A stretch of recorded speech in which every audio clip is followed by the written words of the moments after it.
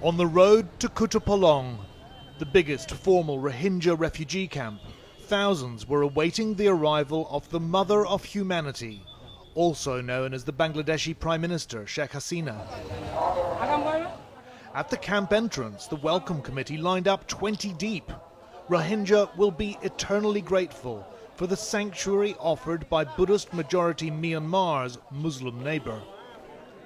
Inside, they'd assembled some of the bereaved, the wounded and maimed, who'd just got here. This mother of four had been terribly burned and was yet to receive any treatment. The villages were burned down and all the boys and men taken by the military, and many killed. Everyone was scattered. In the chaos, I lost my children. I ran back to my home to look for them, but my whole house was in flames. I rescued my 4 children, but there is no trace of my husband.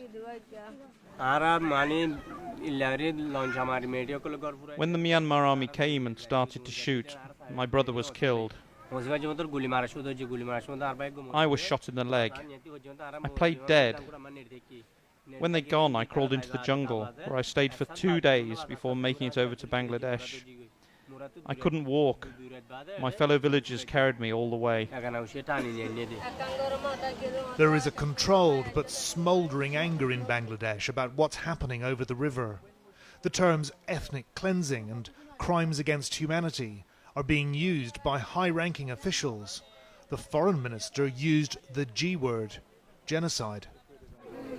The truth is, Bangladesh is furious with neighbouring Myanmar for effectively dumping 700,000 of its unwanted Rohingya Muslims over here. Nearly half of them in the past fortnight alone. The question is, what are they going to do about it? When the Mother of Humanity arrived, she listened carefully to people's stories. She put her arm around Anas, a 9-year-old survivor from Labana village, whose nose was grazed by a Burmese bullet. He'd come that close. Sheikh Hasina then gave a speech, with the Home Minister and commander of her border guard in attendance. It was mostly addressed to the refugees, but was also aimed at Bangladeshis. We're a poor country, she said, but we will use our limited resources to help these refugees. She presented symbolic aid packages to recent arrivals. In their muddied, bare feet, they talked to the Prime Minister, and again, she listened. I don't want to blame anybody. What happened in Myanmar is inhuman. They should have handled this situation patiently. They should not have allowed the army or their law enforcement agency to attack the common people. What is the crime of the children or women or the innocent people? They should take them back, all those who left the country. You know, since 1978 it has started. With respect, madam, they won't take them back, will they? But they should, because they are their citizens. They cannot deny that. But the Myanmar government does deny that. The surge of stateless Rohingya shows no sign of easing. Channel 4 News has obtained these pictures of thousands and thousands of Rohingya still hiding in the forests inside Rakhine State, desperate to cross into Bangladesh.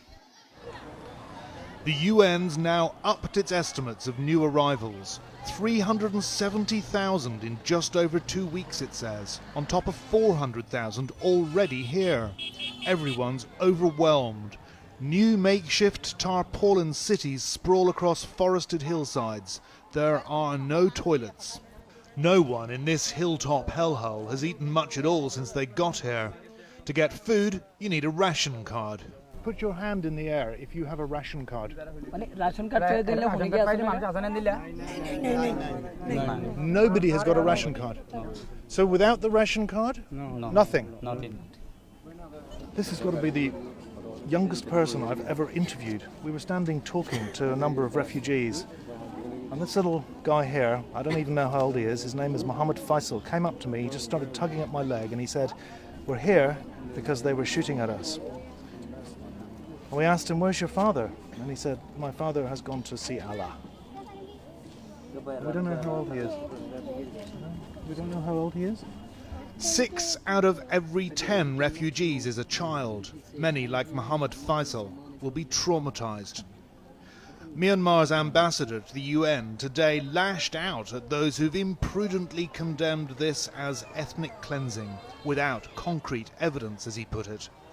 Others might argue the evidence is in your face.